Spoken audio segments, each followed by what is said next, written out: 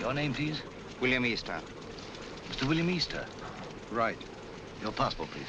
Do I have to go through this rigmarole every time? Regulation, sir. Beastly nuisance, I call it.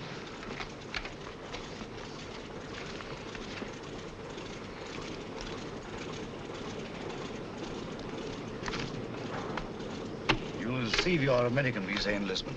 Will there be time? Definitely. We seem to have cut our time pretty close, Sir Henry. Have you a word, Sir Henry? Do you wish to make any comments, sir? Sir Henry, what is your destination, New York or Washington? I'm sorry, I have nothing to say. Sir Henry Marchmont, official business. Oh, Sir Henry Marchmont. Sir Henry, Joe? Good luck, Sir Henry. Thanks, I may need it. Shall I take your case, sir? Definitely not. Sir Henry, don't mind. I see. You think the old boy carried the fate of the Empire in that little black case? Perhaps he does. Time's up, boys. Roll it away. Lively now. Hey, just a moment. You're shy of one passenger. Hold on. Wait a bit. Wait, I say. I've got passage. Yes, all right. Your name, sir? Grayson's Lane. John Grayson, senior clerk, Paro, Nash and Paro, solicitors, Chancery Lane. You've got it all there. Everything quite regular. Sorry to delay you. Missed the bus. Had to take a taxi. Fearful nuisance. Yes, sir. Hop aboard, will you? We're late now. Thanks. Thanks awfully. Sorry to delay. Thanks awfully. Right-ho, boys. Roll it away. Excuse me, sir. Awfully sorry. Quite all right. No sense of balance. None whatever. Thanks. Clumsy of me. No sense of balance. That's what it is. Effect of the inner ear, I fancy.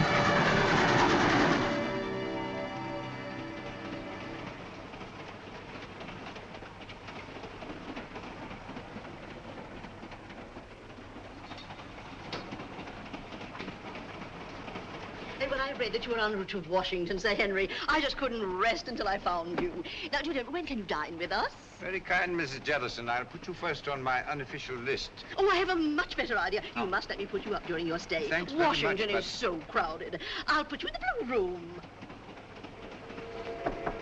Come in.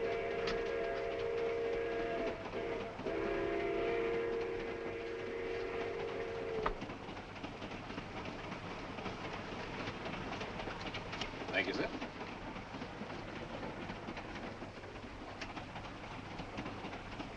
But if Sir Henry isn't the one, who is? I don't know. But the head received a cable from London tipping him off. It's up to us to find the real British agent before this train reaches Washington. Yeah. Whoever's got the document will be protected there. If Sir Henry isn't carrying it, I've got it. Besides Sir Henry and myself, only one man has come all the way from London. A chap called Grayson, John Grayson. Well, then Grayson's our man. Grayson's carrying the document, while Sir Henry's being used as a decoy. It's so old, it's new. When Grayson leaves the club car and goes to get his luggage, that's our cue. We know what to do, Easter. Good. That's Grayson standing at the bar. The little fella.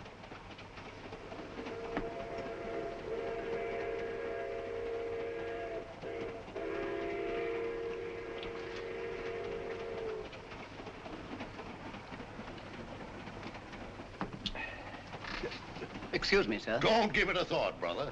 I'm in politics. I'm used to hard knocks. I'm Henry Babcock, Senator Babcock. How do you do? John Grayson. Sit down, Grayson. Have a glass of grape juice from my home state. Used to know a man named Grayson, mighty fine man. He was murdered. 2 grapes, George. On the fire, sir. This book has got me all confused. I do wish you'd set me straight on the international situation. Rather large order, I'm afraid. Oh, you're so right, Sir Henry. One must take the broader view, I always say.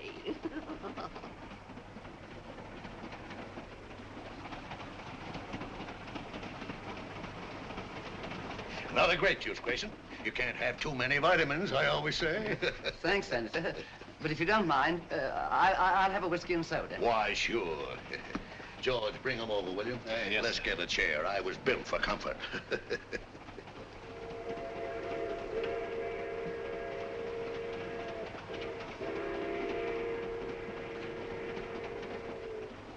Jolly little beggars, what? Kept some myself as a lad, till Mother got a cat. Shh. Don't say C-A-T. Oh, sorry.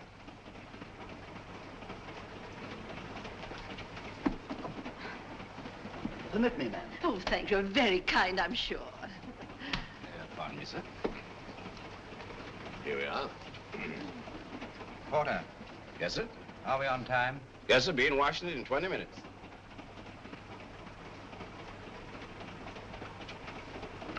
By the way, Grayson, what's your line? Line? Yeah, what business you in? What's your racket?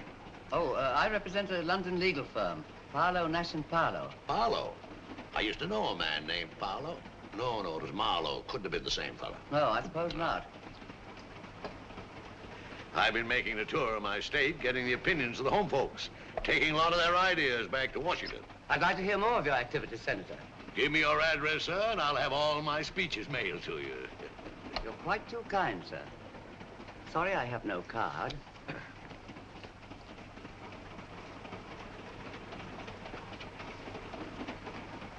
Oh, Porter. Yes, miss? Permit me. Thank you very much. Not at all. I'll be at this address for the next week or so. I hope. Thank you. I'll get my papers together. Pleasant meeting, my friend. Better look me up in Washington. I'll just get my bag. Thank you, thank you. Oh, I forgot to pay George. Excuse me, sir. What's the matter with the lights? Just a little blackout. Keep your seat. Just a little blackout. Keep your seat. Mice! Oh, dear. All gone.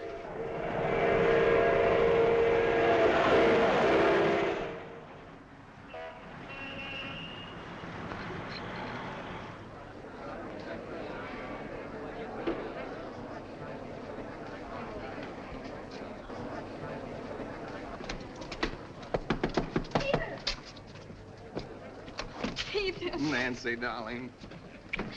I didn't dream you'd be able to meet me. I got leave. Oh, darling, that's wonderful. Just 3 days. Oh, that's awful. We haven't a second to lose.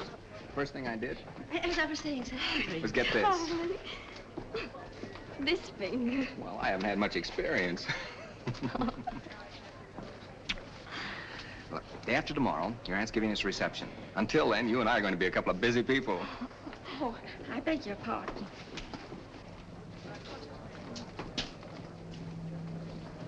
Goodbye. Who's your boyfriend?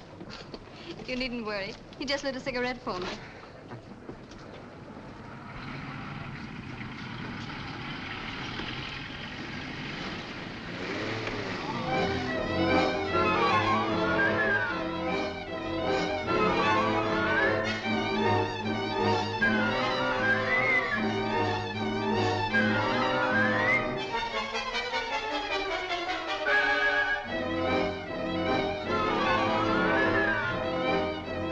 BBC News Bureau, broadcasting from London. At this time, we present our regular morning summary of the news.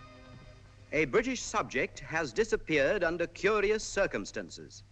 John Grayson, senior clerk in the firm of Parlow, Nash and Parlow, solicitors, Chancery Lane, has not arrived at his firm's representatives in Washington. Foul play is suspected. Deplorable, simply deplorable. It's the sort of thing that shakes your faith, by Jove. I say, Holmes, shakes your faith in everything. You alarm me, Watson. I've never seen you affected by the news, however startling. Startling, my dear fellow, it's devastating. Seen the scores?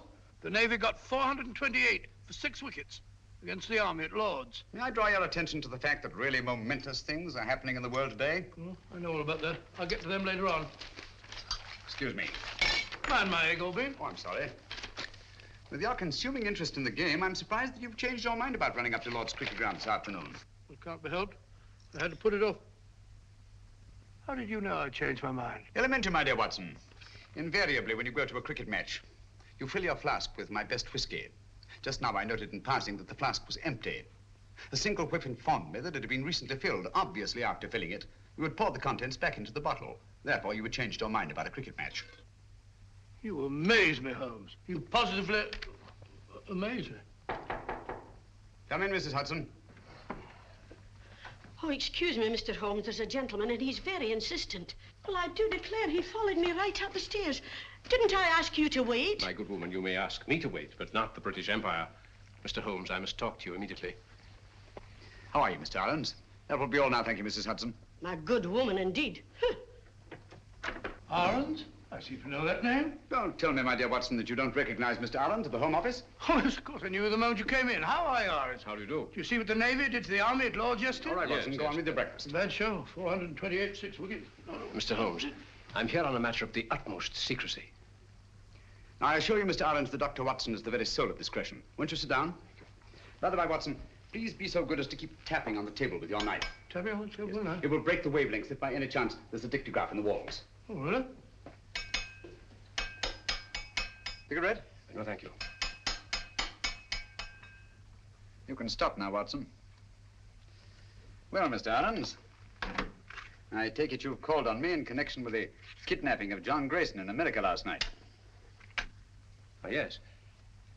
Yes, exactly. Grayson was carrying a document of a very confidential nature. Indeed. Its contents are of such great international importance that I am not at liberty to reveal them. But if that document falls into the hands of the enemy, I can only say it will be absolutely disastrous for this government and our allies. For that reason, we did not wish to transport it to Washington in the usual way. So a regular King's messenger, Sir Henry Marchmont, was dispatched. Not carrying the document, of course. That's right. Sir Henry was a sort of... sort of red herring, shall we say? Precisely. Mm-hmm. The document was actually entrusted to a reliable but insignificant man in our Secret Service. On his arrival in Washington, He was to make himself known to Sir Henry and deliver the document. Now, not even Sir Henry knew that this man, Pettibone, who traveled under the name of John Grayson, was the real messenger. Pettibone? Yes. Alfred Pettibone? Yes. Good man. None better. I've worked with him often. I hope you may be able to work with him again. But he's completely disappeared. He's vanished, gone, without leaving a trace. I can see the possibility of serious ramifications in his disappearance. Exactly. So far, we've been able to keep the knowledge of our loss from both the American and British public. Holmes, you must retrieve that document before it can be used against us. Of course, the Washington police have been notified of Grayson's disappearance, but even they don't know that he was carrying the document. Now, that's about all the detail I'm at liberty to give you. Well, if they've got Grayson, that is Pettibone, they must have got the papers. Not necessarily, Watson. It doesn't follow because they've got the man, they've got the document. What form was this document in? It was typed on 2 sheets of legal paper. 2 sheets? That's too bulky to swallow. And dry, Watson. Fearfully dry. Especially legal papers. Well, whatever shape the document was in, I trust Pettibone to get rid of it before anyone could lay hands on him. The document must be found before it falls into the hands of our enemies. I'm here on behalf of His Majesty's government to urge you to find it. That means going to Washington, of course. With all possible speed. A bomber is waiting for you at Croydon. Goodbye, Dr. Watson. Goodbye, sir. Goodbye, Adams. Goodbye, Holmes. Good luck. Thanks very much. We're relying on you. Well, Watson, we're off to Washington at once. America? I say, that's exciting. I've never seen a game of baseball. Let's go and start packing at Present day. First, I'd like to take a look at the home of Alfred Pettibone. Come on, Watson.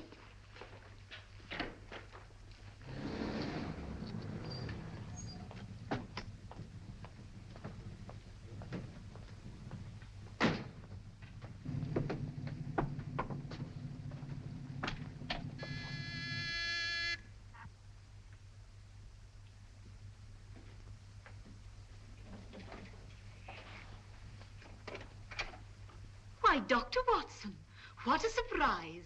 And Mr. Holmes, won't you come in? Thank you. I'm frightfully sorry, but you won't find my son in. He's gone to Washington. Some business or other. Poor fellow, I'm afraid that he'll never get used to the climate over there. Would you mind if we looked over your son's room? Why, of course. It's upstairs. Thank you. Some friends tell me it's very, very muggy, very sticky. I had a letter from Philadelphia the other day. Find his room in a dreadful pickle, Mr. Holmes. Quite miffed he is, if I as much as put my nose inside. As if I cared anything about his silly old collection.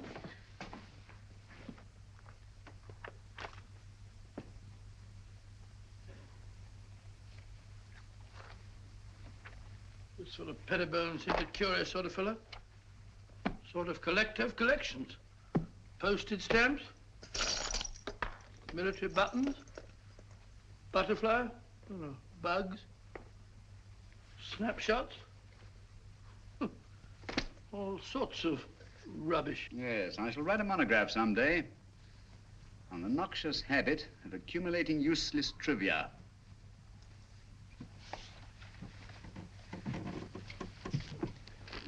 Please be so good as to stop pacing, Watson. You distract me. All right, all right.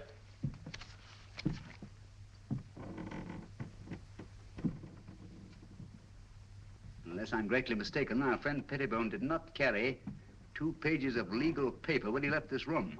I wouldn't be too sure, Holmes.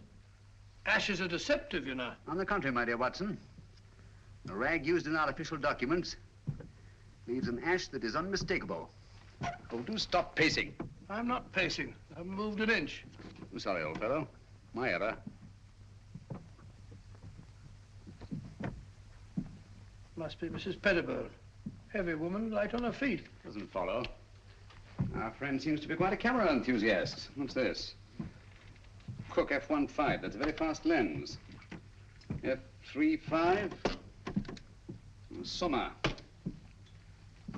Copying setup. American match folders. That's right. USA. Now, why would Pettibone want American match folders in his work? And a microscope. Most interesting. Oh, what's this? Watson, this microscope was last used for examining microfilm. I'm beginning to see the pattern. Stop now. Did you know that the letters of our soldiers overseas are being photographed on microfilm so that one carrier pigeon can carry the equivalent of 18,000 letters?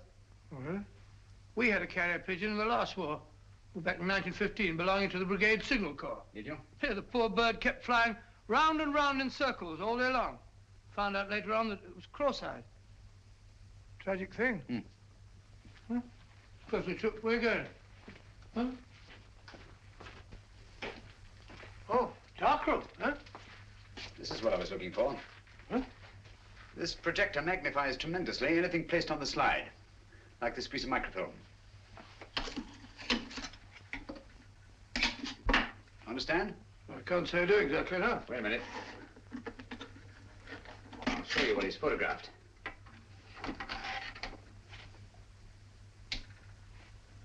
Oh, it's a match folder.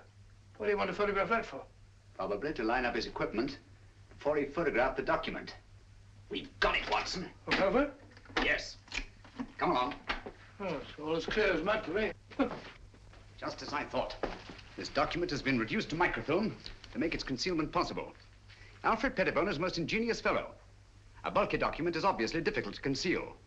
But 2 pages of estate paper photographed on microfilm would be reduced to a size no larger than a halfpenny stamp. Slitting a match folder with this razor blade, Pettibone placed the now minute document inside, stuck it together again, and there he had it. An American match folder, rare in London, but completely inconspicuous in the United States. Do you mean to say we're off to America just to look for a match folder? It's a big country. A big country, Watson. And a small match folder. Come along.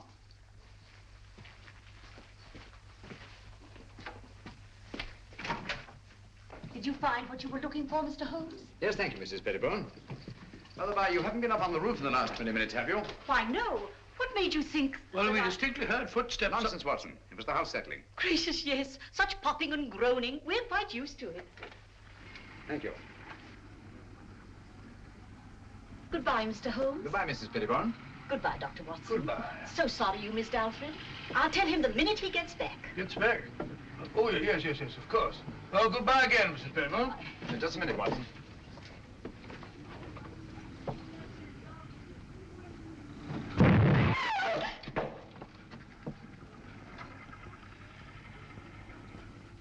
That was no accident, I assure you, Watson. Well, aren't you going to find out who did it? Time's too precious now. But at least I know they've learned of my entry into the case. They? Who are they? The same group that took Alfred Pettibone off the train on his way to Washington. A group that will stop at nothing to get their hands on the document he carried. Their leader is a clever, resourceful criminal who seems to have sources of information from everywhere. Oh, that means a worldwide organization. Who'll stop at nothing, you say? Quite. That's why we must get our bags and ourselves aboard that bomber without delay. We're opposed by an adversary worthy of our best efforts. At present, he has all the advantages. He's only a merciless, nameless shadow. Think of it, Watson. In a few hours, we'll be flying out over the Atlantic.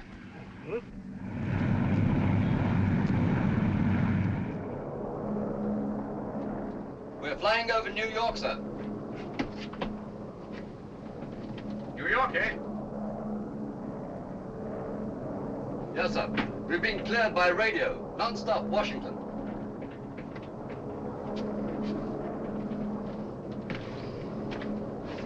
What is that book that so engrosses your attention, Watson? A book on the quaint customs and manners of America. We must be halfway across, and I've only got to page 37. For your information, my dear fellow, we are now flying over New York. Flying over New York? Gracious me. Tall thing.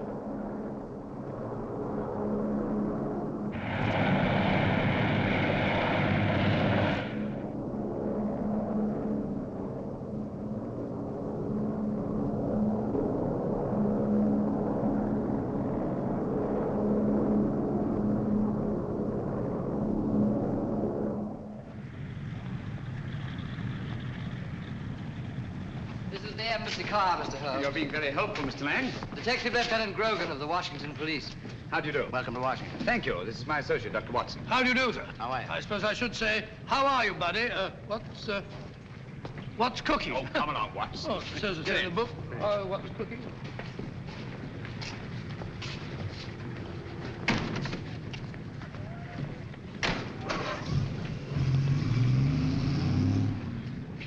Grogan had charge of investigating the Grayson case for the Washington police. Any new developments, Grogan?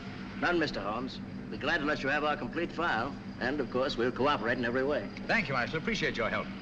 Especially as I'm unfamiliar with your country. Oh, yes, of course. This is your first visit. Oh, there's the Lincoln Memorial. Most impressive. Oh, by the by, Mr. Lang, thank you for your cablegram.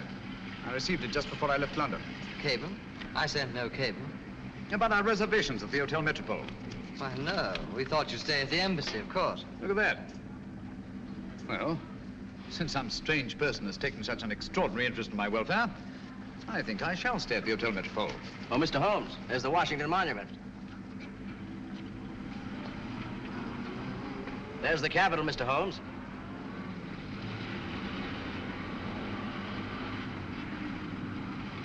Magnificent.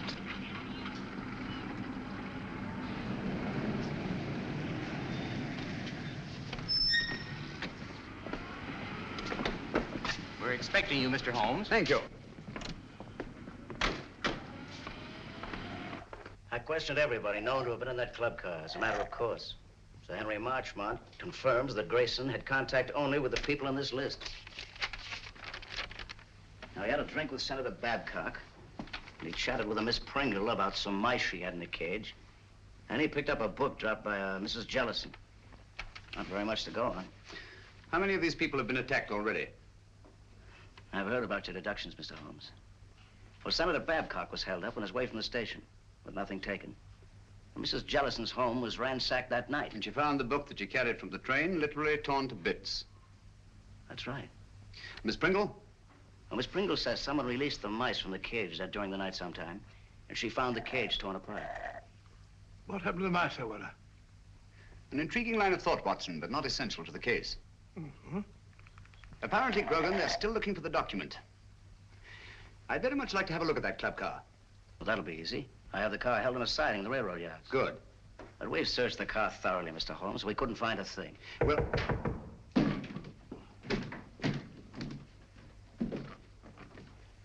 What are you doing? What's this? Mr. Holmes, your trunk.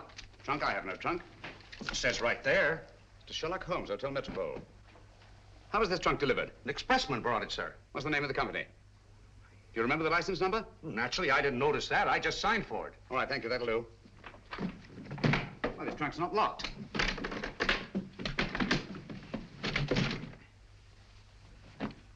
Great Scott. Poor chap. You recognize him, Mr. Holmes? Yes. Who was he? The man we're looking for, John Grayson. His real name is Alfred Pettibone. British Secret Service. Why should they send the body here? Obviously to frighten us. Or to tell us they know that Sherlock Holmes is on the case. Gentlemen, they knew we were on the case as early as their attempt on our lives in London. They're much too intelligent to believe that a corpse would frighten a trained detective. No, I rather think they intend this as a message. And they wanted to be sure that I'd be here at the Hotel Metropole to receive it. Message? What do you mean? They want us to believe that they found the document, and therefore have no further use for Grayson. Well, if that's true, then we're done for. I'm not so sure that it is true, Watson. If they had the document, why are they wasting time sending me this? No, it's an attempt to throw me off the track. Grogan, you've a police laboratory, of course. Certainly. I'll see what I can find out about the body. Yes, whatever marks it reveals. And the trunk. A microscopic examination. Everything about it. The lining, the blanket in which the body is wrapped, everything. Let nothing escape. We have the best police laboratories in the world, Mr. Holmes. I beg your pardon, Lieutenant Grogan. You see, I'm so accustomed to working quite alone at my lodgings in Baker Street that I sometimes forget the more modern scientific methods so particularly effective here in America. But if there's anything there, they'll find it, Mr. Holmes. While you're doing that, I'll take a look at the club car. Coming, Watson? Here we are, Mr. Holmes. I have the port, as you asked, and the railroad company sent Mr. Moore to unlock for us. Delighted. How do you do? Very good. Let's go in. This way, gentlemen. Well, it looks as if the police have made a thorough search. Whoever did it, it wasn't the police. There have been visitors here since our friend Grogan. My goodness, look at our car. Talk about a blitz. I say, Holmes, if Grayson hid anything in this car, it certainly isn't here now. Not necessarily, Watson. If you'll help me put this place in some kind of order. Yes, sir, boss. This would go about here, I imagine. That's it, boss. Yes, And, yes. wait a minute. Oh, yeah, that's certainly more like it. Yes, sir. Thank you. That'll be all. Watson, will you be Mr. Grayson for the moment? Grayson? Huh, if you want me to, old man. What do you want me to do? You're having a drink at the bar. Oh, drink? Oh, that's not a bad idea. Drink at the bar. Bring me a whiskey and soda, will you, Stuart? Stuart? Sorry, Dr. Watson, but the bar's closed. Oh, says the bar's closed. According to Grogan's reconstruction of the scene, let me see. Yes. Grayson pauses at the bar while Senator Babcock moves across and sits down here. Do you mind being Senator Babcock for the moment, Watson? Oh, going up in the world. Sit down, please. Now, Miss Pringle is seated there. Over there, Watson.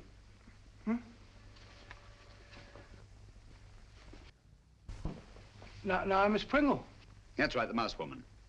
Oh, the mouse woman. Watson, over here, please.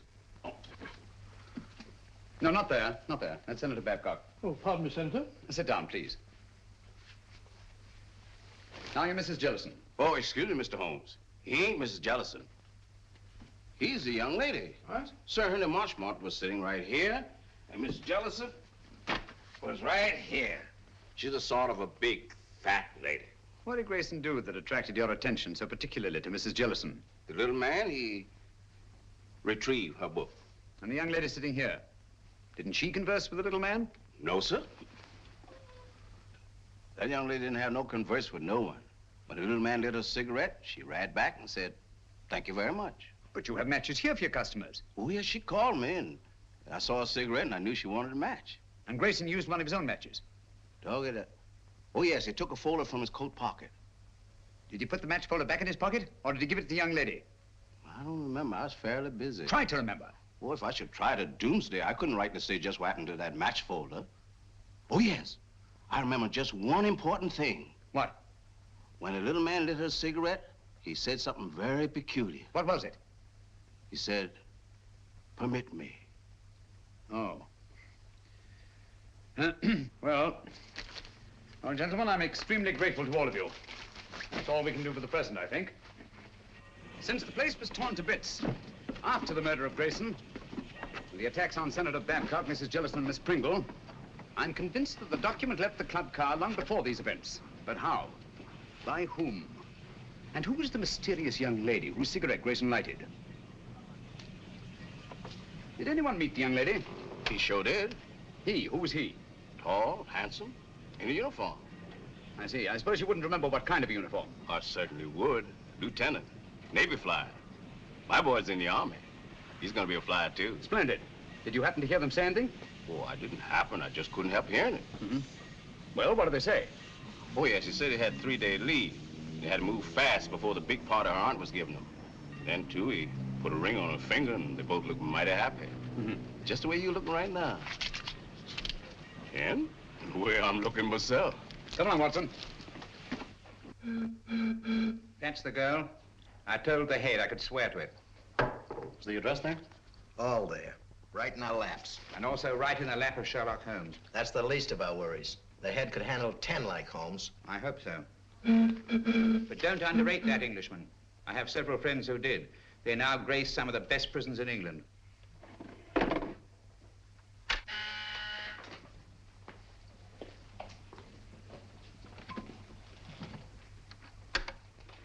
Yes, sir? I talked to the catering company. It's quite all right. They could hardly refuse me. It's the Acton Company. The Acton Catering Company. Yes, sir. I know what to do.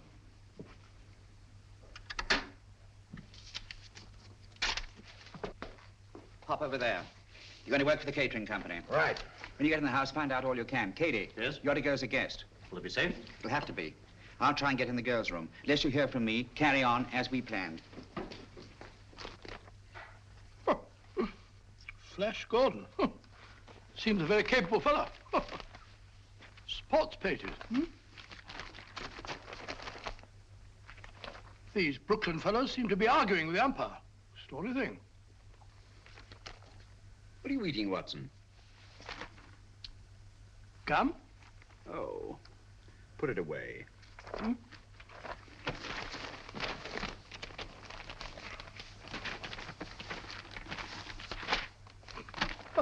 Never seen you take an interest in the society columns before.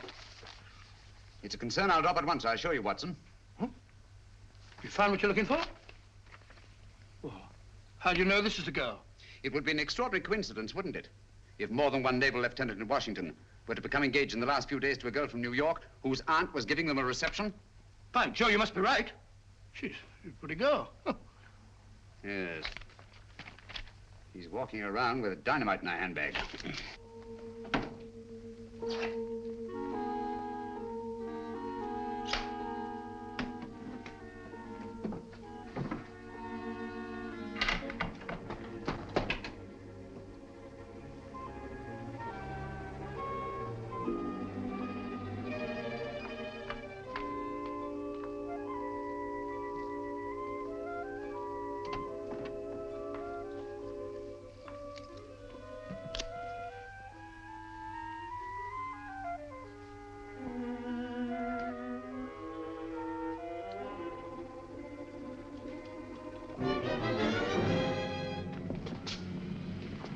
625 Wardlaw Place.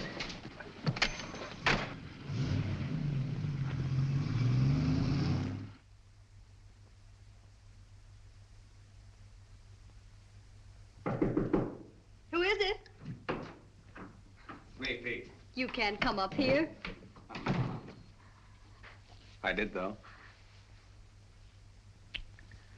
One get you two. That party's gonna be awfully dull after this. Let's not go. Let's go away and get married. You've only got one more day. That's an idea. No, we can't do that to Annie. I'll tell you. Let's sneak a look at the new apartment. It was awful sweet of Auntie to give us the whole floor of this house for our apartment. The least we can do is let her have the fun of showing it to us. Okay. Let's face the party. I'll get my bag.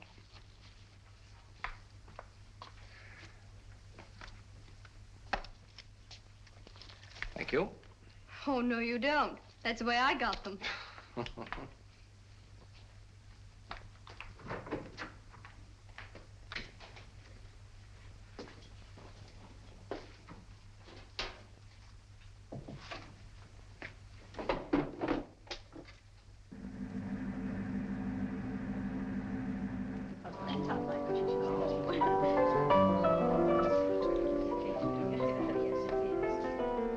How do you do? So glad you could come. This is Mrs... Oh, dear, what is your name? Ruxton. Of course, I know it as well as my own. And this is Mrs. Vale. How do you do? Isn't it?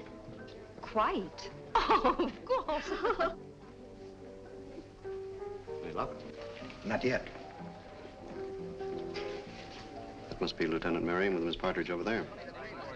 Certainly glad to hear the news, Pete. Congratulations. Well, thank you, Major. Thank you. You're a lucky guy, Pete. I'll see you later. 3rd floor, 1st door. Right. I'll wait there. You bring him up. Thank you, sir. A toast to the happy couple. A toast. Very good. Happy landings. May I have one of those, certainly? Me too. Thank you. I know what I'm doing. Lieutenant Merriam? Telephone, sir. Navy Department calling. Oh, yes. Be right back. Lead on, McDuff. This way, sir. Matches? Match me, darling. Dig them up. Thank you. Oh, Pete, hold it. You can keep them, Major. Oh, thank you.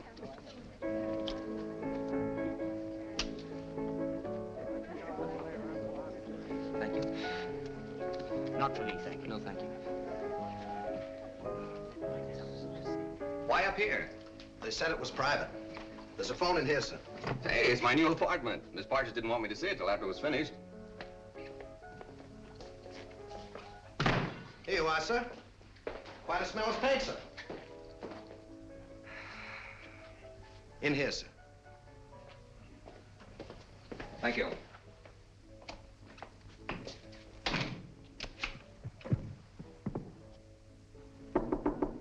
Okay, now. We should get some action, Sir Henry, with Sherlock Holmes in Washington. Yes. I don't mind telling you I'd give anything to get my hands on that document. Yes, I know. Or at least know that it's in safe hands. Thanks. Engaged today and married tomorrow. No, thanks. Have you a match? Miss Partridge? Yes? Lieutenant Merriam asked if you would come to the new apartment. But he's not supposed to see it yet. The new apartment? He must think you're already married. Yes, I don't dare let that man out of my sight. Excuse me, will you please? Surely. Oh, I'm so sorry. May I? Thank you.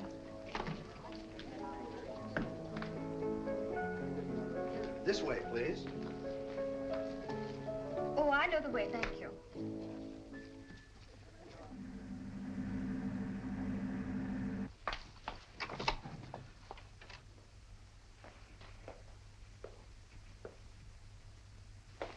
Peter, where are you?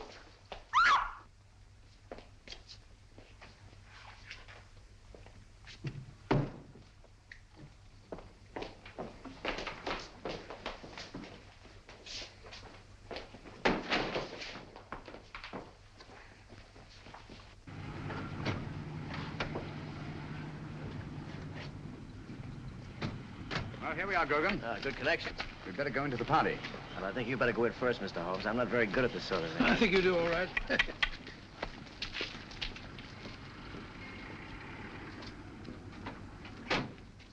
The only possible explanation. Mrs. Partridge, forgive my intruding, but is your niece the kind of girl who would just disappear in this manner of her own free will? Well, ordinarily, of course not. But the girl's in love. In love? Well, of course, if they're in love, that's... Even so, they'd naturally tell you of their destination. Really, I've no idea. Oh, but they'll be back here again tomorrow. You see, I prepared an apartment for them. An entire floor in this house. By the by, Mrs. Partridge, I gather the rug you ordered for the apartment was not entirely satisfactory. Oh, those tiresome workmen. I told them not to come in here this afternoon, but they did. And walked out with the rug, which they no doubt informed you had been sent by mistake and would be replaced tomorrow. Yes, but however did you know that? Show me the apartment. Yes, there were two rugs there. One for the living room and one for the dining room. All your workmen wear rubber-soled shoes, do they not? Oh, but yes, always. Their company requires them to. Nevertheless, there have been leather heels on this floor. And a woman's heels. Very recently, I should say. Not yours, Mrs. Partridge. But recently enough, so that no dust has had time to settle in the imprints. Stay over there, please.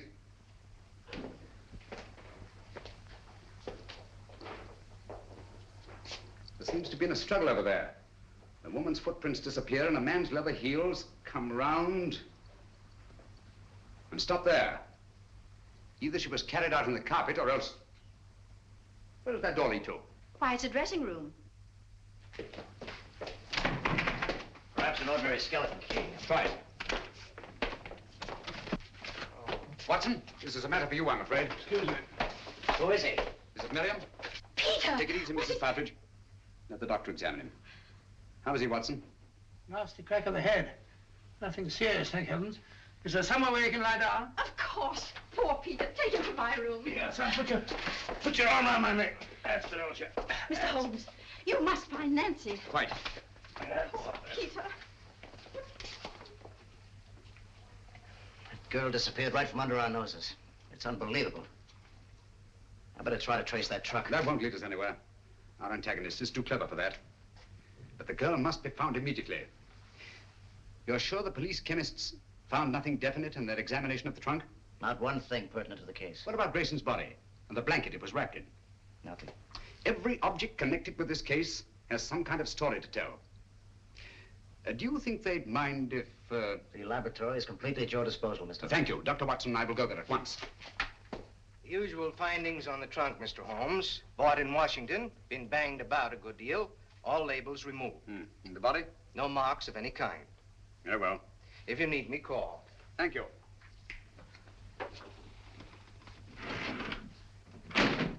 Watson, please.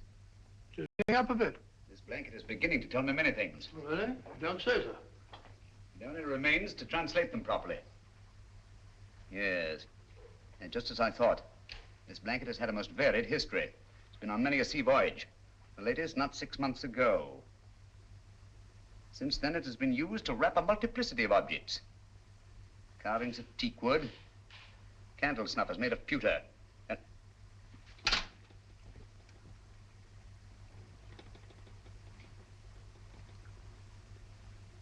and furniture. Furniture? Yes. Teak wood leaves an unmistakable stain. Pewter rubs off easily. And there are evidences of wax drippings. But what particularly concerns us, Watson, is the furniture. Most likely a chair. Louis XV, in yellow and maroon satin. What do all these things suggest to you, Watson? Let me see. An aunt of mine, Matilda, lives in Brighton. Very old-fashioned, very aged. Exactly. Antiques. We've a lot of ground to cover before nightfall. Ground? What ground? If necessary, all the antique shops in Washington. A-N-T-I. There we are, antiques. Antiques? But what connection is there? Louis XV's chair with this Partridge girl? This sliver of wood came from a Louis XV chair that had once been wrapped in that blanket. From other evidences the blanket supplies, I deduced that it's been used in an antique shop. And whoever controls those antiques murdered Grayson and kidnapped the girl. What? That's it, Watson. Come along, before the girl's kidnapper becomes her murderer.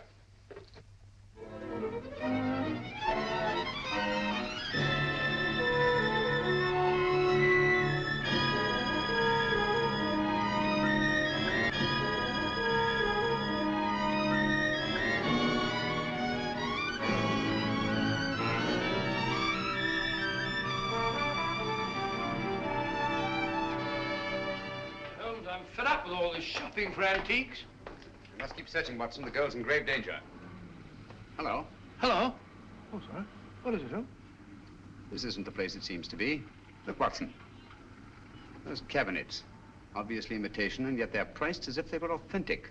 Buyer beware and all that, eh, Holmes? Watson, I feel certain this is it. This is my purse. May I? Thank you. What kind of a joke is this?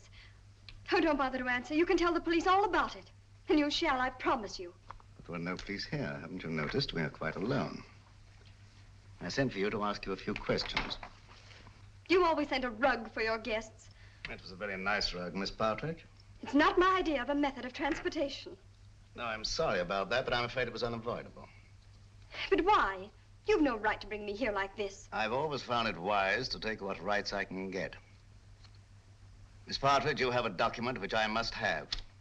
Document? I have no document. It won't do you any good to deny it. But I do deny it. I don't know what you're talking about. You'll remain a prisoner until you produce it. How can I produce it when I haven't got it? But you have. It was observed that on the train you had contact with a little British agent named Grayson. He gave you something. Where is it? But I hardly even noticed the man. I wouldn't even have remembered him if I hadn't seen his picture in the paper. He disappeared or something. He's dead, Miss Partridge. Oh. Now will you tell me what I want to know? But I can't. You won't? I can't, I tell you. Let me out of here. He gave me nothing. That's strange, because I know he spoke to you. There's something very curious about that door up there. To open it, you'll have to know the combination. But I tell you, I spoke to no one on that train. Now, didn't the little man try to be attentive to you? Oh, he may have offered the usual courtesies. I don't even remember. I see. I'm sorry. Aren't you spoke one of these? Thank you. And you're quite sure he said nothing at all to you? Of course I'm sure. Permit me.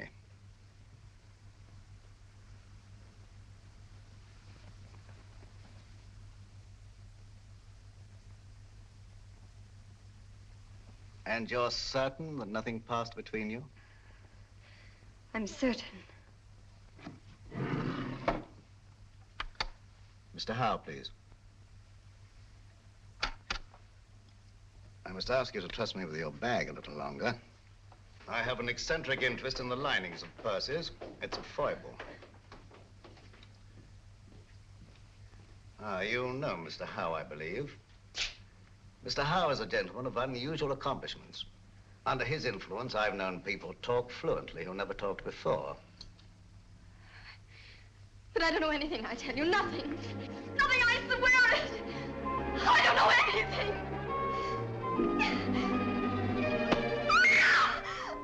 You stay out here. I'll go inside. I'll assume the character of an eccentric art collector. As soon as I'm convinced that this is the place we're looking for, I'll signal to you. And you get Grogan and bring him here on the run. But don't lose any time. An extra second may cost a life.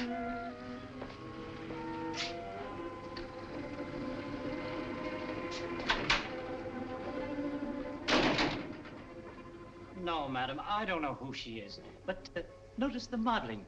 It has good symmetry, good lines. Oh, I'll be right with you, sir. No, thank you. I'll just take a look around.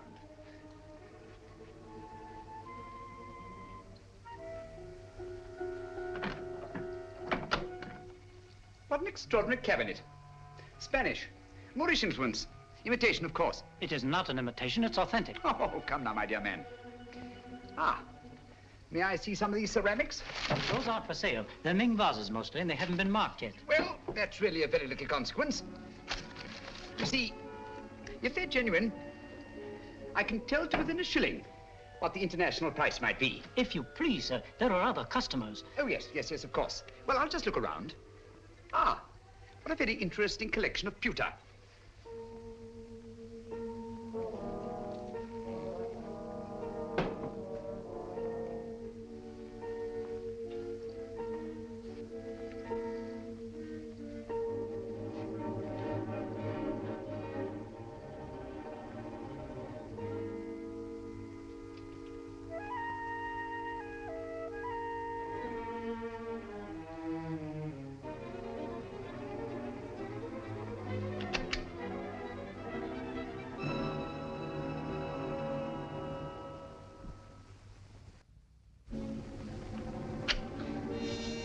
That'll be $500. Now, would you just give me the address where you want it sent? Yes, Mrs. J. Wellington, Jr. DuPont Circle.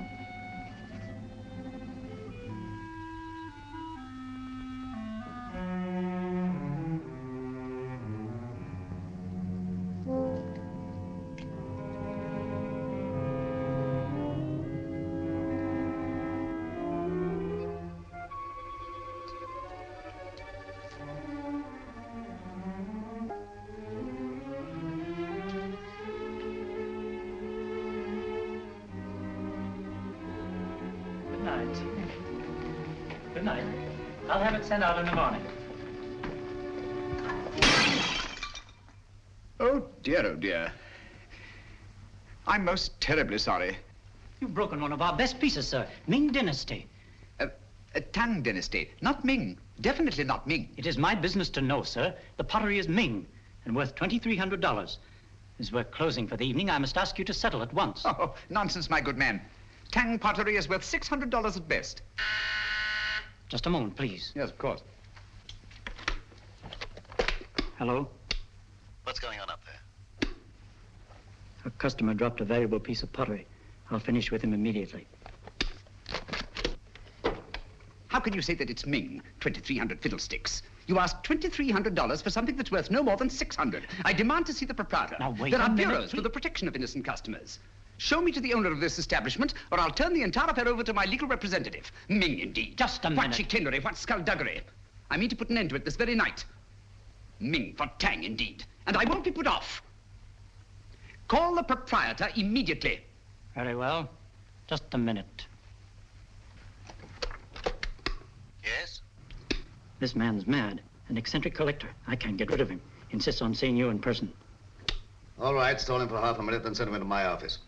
I'll get rid of him, and quickly. Oh, how? No screams till the customer's gone.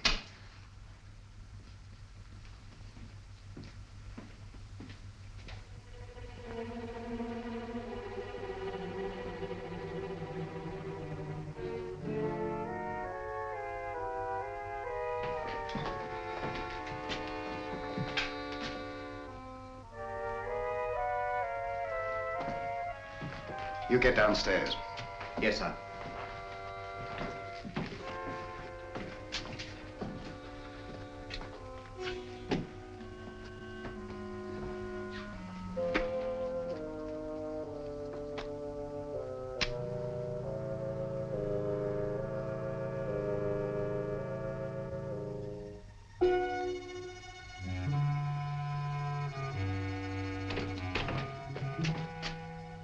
I'm most frightfully sorry.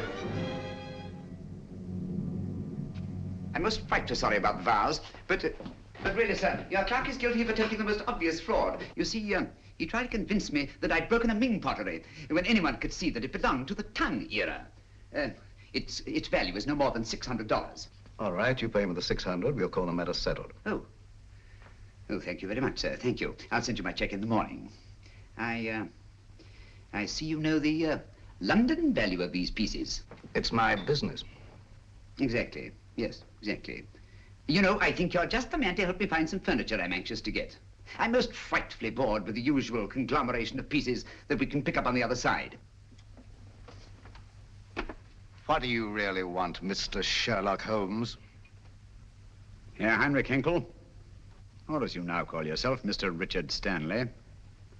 In 1914, secret agent of the German Kaiser. Since then, head of the most insidious international spy ring that ever existed. You're wrong. A case of mistaken identity. I've been a respected member of this community for a great many years. I deal in antiques because of their rarity and beauty. Merely a device to cover up your real business of transporting secret information to the enemies of this country. Very interesting, but just a figment of your imagination. I'm a very busy man, Mr. Sherlock Holmes. Where is Nancy Partridge? You're not looking for that girl. You're looking for a certain document. Oh, dear me, no. The document's perfectly safe. You see, the man who has it doesn't know he has it. That's a very pretty tale, but quite untrue. The only man who had any contact with Grayson on the train was Senator Babcock. The senator doesn't have the document. We took the trouble to find out.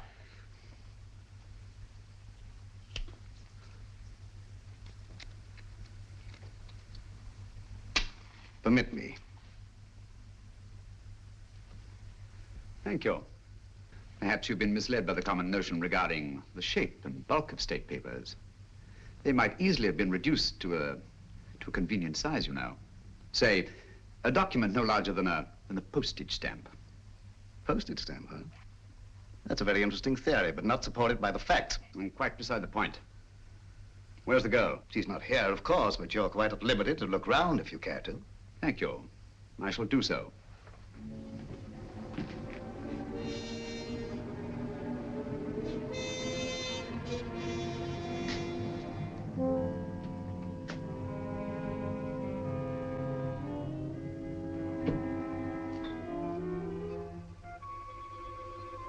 Interesting piece. Spanish, isn't it?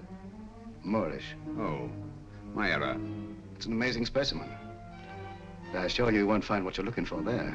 You stimulate my curiosity.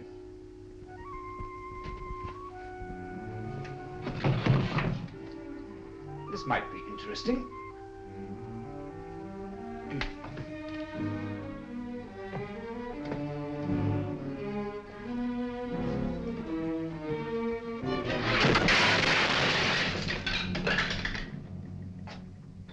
The Moors were an incredibly inventive people, weren't they? Yes, it was in shocking condition when I got hold of it. But I had it restored. Very lively now, but old-fashioned. If that's the best you can do, Mr. Stanley, I think I may safely examine the rest of the room. Now, help yourself. Thank you. Take your hand away from that drawer. Mr. Holmes, you didn't think I was going to draw a weapon. I never touched the things. How odd to find you squeamish.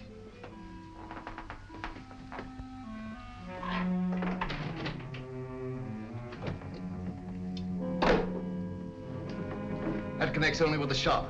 You're very quick to say so. And yet a short while ago, I saw two other men in this room.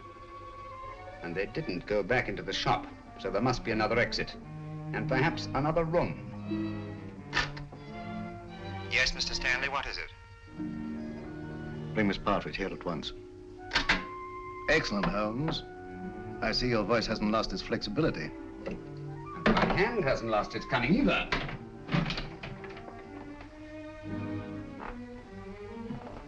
When they come here, tell them to leave the girl with you and to clear out. You think I'll do that? Yes, you will. You're playing with lives now, Stanley. Not just the girls. Thousands, millions perhaps. And we don't intend to let one man have that much power. Not now, Not at any time in the future. I prefer you alive to face the retribution that's coming to you. But if I have to do it...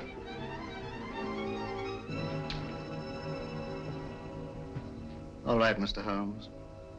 I suppose we must all meet our match sooner or later.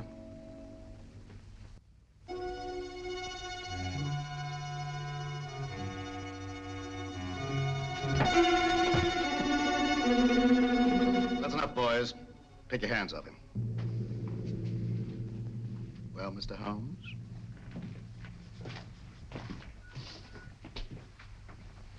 Tell the clerk to go home and see the front door's locked. Well, Mr. Stanley? It's the last trick that counts, eh, Holmes?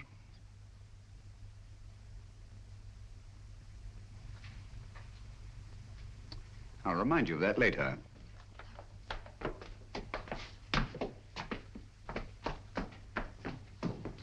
Miss Partridge, allow me to present Mr. Sherlock Holmes, the world-famous detective. He's come to rescue you. I don't believe you. Oddly enough, he's telling the truth. My name is Sherlock Holmes, and I did come here to help you. But I seem rather to have missed it. I'm sorry. I'm afraid you've had a bad time. Oh, that doesn't matter. It's Peter. They say they'll do something to him if I don't tell them. They say they've got him. Cheer up. He's quite safe. A tough customer like Peter isn't disabled very long by a clout on the head. He's all right. All okay, Mr. Stanley. Look here, Stanley. This girl knows nothing. I promise she won't even identify you. Well, unfortunately, she knows enough to hang us. So do you.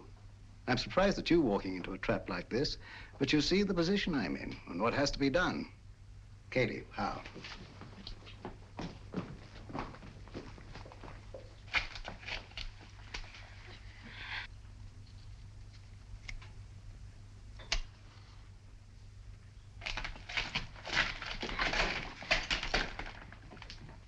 It will give me great pleasure to attend to Mr. Holmes personally. Easter, and the girl's yours.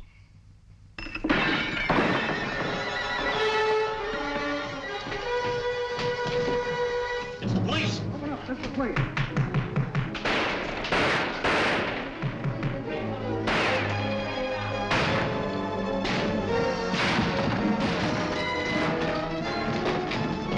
Holmes, where are you? You all right?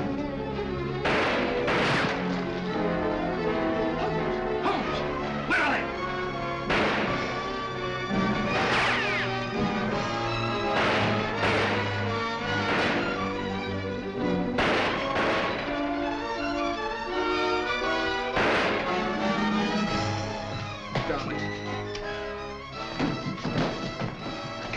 Thank heavens you're safe.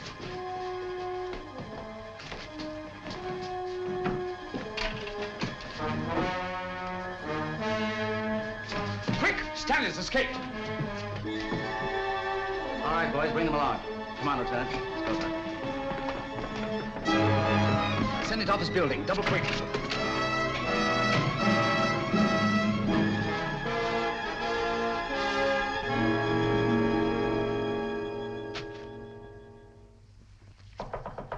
Come in. I'm glad you're safe, Senator. Safe? No man is safe. Look at the way my constituents snipe at me.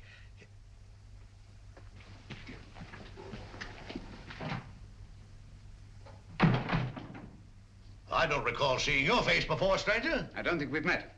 Well, that explains it. My name is Sherlock Holmes. Glad to know you, Holmes. What's on your mind? Senator Babcock, I'm here to inform you of grave peril to your life. Richard Stanley, a dangerous criminal, is now on his way here. Richard Stanley? Why, he's the most respectable citizen of Washington, has been for years. What could Stanley possibly want from me? A document. From under the stamps of a letter given to you by a chap named Grayson. Grayson? Grayson? Used to know a man. Grayson? Why, that's the fellow disappeared. Say, I got that envelope right here in my wallet. Now, what does Stanley think could be under these stamps? A secret document of grave import. Reduced to microfilm and concealed under these very stamps. Thank you very much, Mr. Holmes. That's just what I wanted to know. I might have missed this microfilm if you hadn't led me to it. I seem to have underestimated your capabilities, Mr. Stanley. Yes, Mr. Holmes. Your famous powers of deduction and observation made you very well in Limehouse or Soho. But here in America, I believe you're out of your depth. If so, the verdict of history will be severe indeed. You're nervous, Sherlock Holmes? I must confess to a marked irritation. Do you mind if I smoke?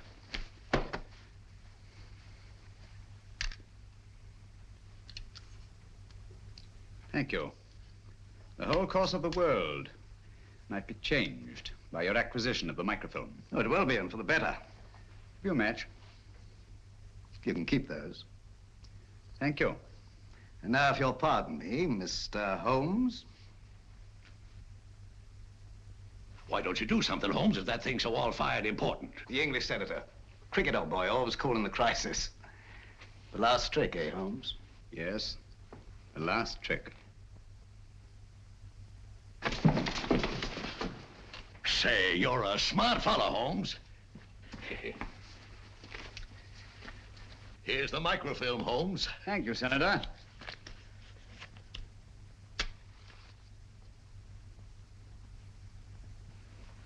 I say, Holmes.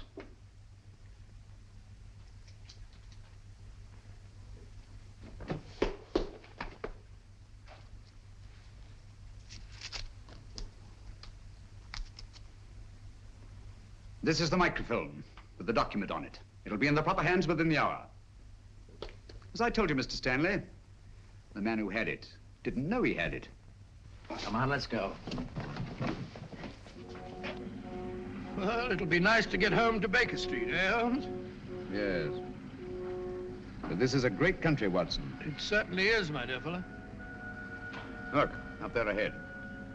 The capital. The very heart of this democracy. Democracy. The only hope for the future, eh, Holmes? It's not given to us to peer into the mysteries of the future.